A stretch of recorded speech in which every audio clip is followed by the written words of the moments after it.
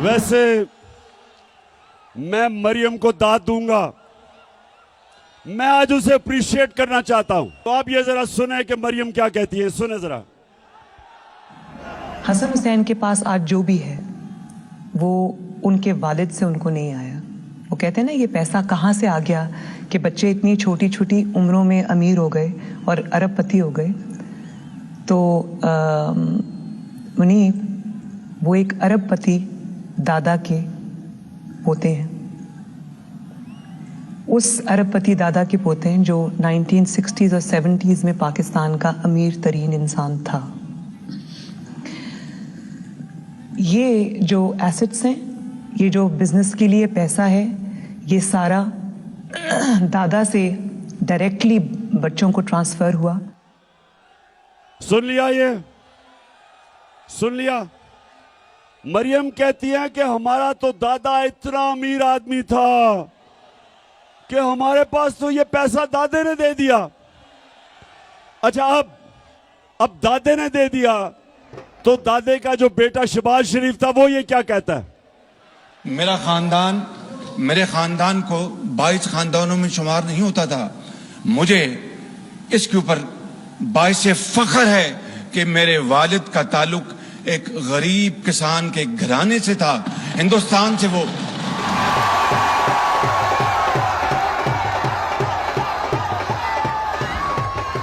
वैसे मैं मरियम को दाद दूंगा, मैं आज उसे अप्रिशिएट करना चाहता हूं। सुने सुने क्यों कि इतना बड़ा झूठ बोलते हुए एक भी मुंह से लाइन इधर उधर नहीं हुई।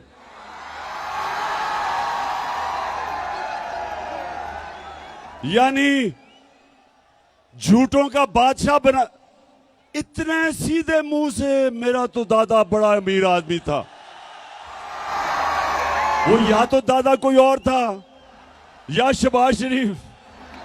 वो शहबाज शरीफ कहता है मेरा बाप गरीब आदमी था, वो कहती है मेरा दादा अरबपति था।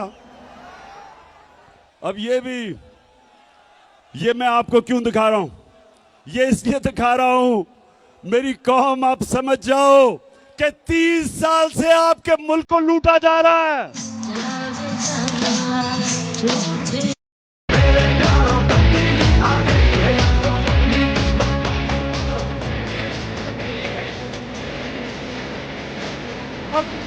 अब दूसरी तरफ आ जाओ, आसिफ जरदारी।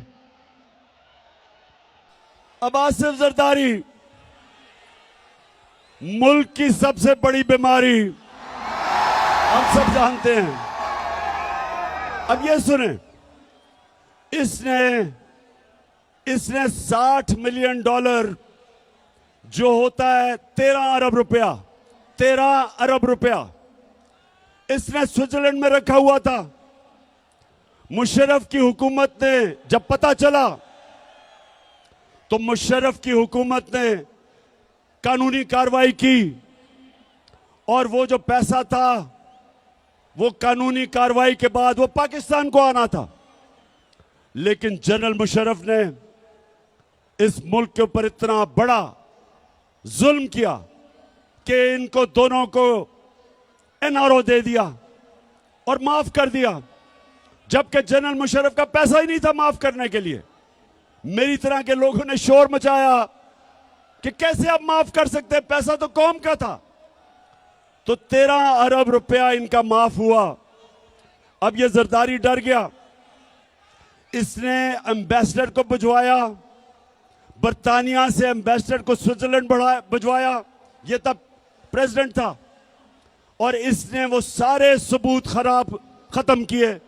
जरा ये देखें, ये स्विट्जरलैंड में ये इंतहाई खुफिया और पुरस्कार ड्रामा जनेवा में उस वक्त मंजर-ए-आम पर आया जब पीर को सुबह 9 बजे वाजिद शमसुल हसन और नैब के सीनियर एहलकार दानिश्वर मलिक जनेवा में पाकिस्तानी हाई कमीशन की सिफारती कार में प्रोसिक्यूटर जनरल के दफ्तर पहुंचे।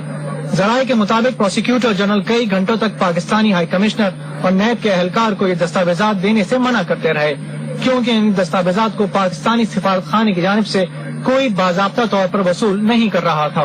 एनआरओ के बाद ये केस बंद कर दिए गए थे, मगर अब एनआरओ के खात्मे के बाद इस बात के मजबूत शवाहिद थे कि स्विस केस दोबारा खुल सकते हैं और ये शवाहिद पाकिस्तान की आला शख्सियत के खिलाफ इस्तेमाल हो सकते हैं। इत्तलाआत के मुताबिक जेनेवा में हुकूमत पाकिस्तान के साबिक वकील जैक पी से मुकदमात के असल सबूत वापस मांगे गए, जिस पर वकील ने यह कहकर सबूत वापस करने से इनकार कर दिया कि पाकिस्तान की एक आला शख्सियत इन मुकदमात में मुल्जिम है।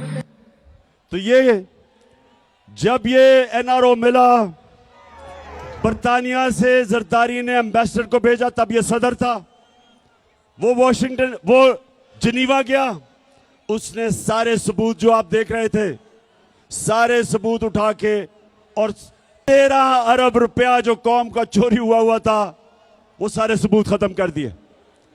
तो ये जो दो घर हैं, ये जो 30 साल से लूट रहे हैं, इनको दोनों को मुल्क पर मुसल्लत किया गया। और ये जो दो घर हैं, ये पाकिस्तानियों गौर से सुन लें, ये 20 साल एक दूसरे को चोर कहते रहे। 20 साल जरदारी कहता था नवाज शरीफ चोर है और नवाज शरीफ कहता था जरदारी करप्ट है। 20 साल। और जब तहरीक इंसाफ की सुनामी आई, दोनों इकट्ठे हो गए, दोनों चोर मिल गए और अब इनको हमारे ऊपर मुसल्लत किया गया। 4 महीने में सारी कौम देखो कि उन्होंने किया क्या हमारे साथ। और मैं अब आपसे जो सबसे संजीदा बात करना चाहता हूं वो ये, अब ये मुल्क को संभाल नहीं सक रहे, मुल्क के हालात बिगड़ते जा रहे हैं। IMF ने भी कह दिया है कि जब तक पाकिस्तान में सियासी इस्तेकाम नहीं होगा, मुल्क के हालात बिगड़ते जाएंगे, माशरत नीचे जाती रहेगी, बेरोजगारी बढ़ती जाएगी, महंगाई बढ़ती जाएगी और पाकिस्तान में इंतशार का डर है, ये IMF कह रहा है। तो सवाल ये होता है कि ये दोनों क्यों इलेक्शंस करवाने से डरते हैं? क्योंकि सिर्फ इलेक्शन की वजह से मुल्क में इस्तेकाम आएगा सियासी। तो ये क्यों डरते हैं इलेक्शन से? ये डरते आपकी वजह से हैं। इनको पता है कि जब इलेक्शन हुआ, इनका नाम और निशान मिट जाएगा। और इसलिए एक ये वजह है, और दूसरी बड़ी इंपॉर्टेंट वजह है, पाकिस्तानियों सुनो, दूसरी वजह यह है कि नवंबर में नया आर्मी चीफ आने वाला है और ये दोनों जरदारी और नवाज शरीफ, इनकी पूरी कोशिश है कि ऐसा आर्मी चीफ आए जो ये अपना कोई फेवरेट लेके आए। ये अपना आर्मी चीफ लाना चाहते हैं क्योंकि पैसा इन्होंने चोरी किया हुआ है।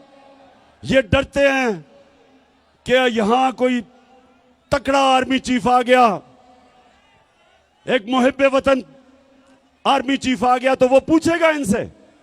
तो इस डर से ये बैठे हुए हैं कि ये दोनों मिलकर अपना आर्मी चीफ अपॉइंट करेंगे। अब मैं सारे पाकिस्तानियों से पूछता हूं, फैसलाबाद, गौर से मेरी आप बात सुनो, ये दो जब इनको मुश्किल पड़ती है मुल्क से बाहर भाग जाते हैं, अरबों रुपया इनका मुल्क से बाहर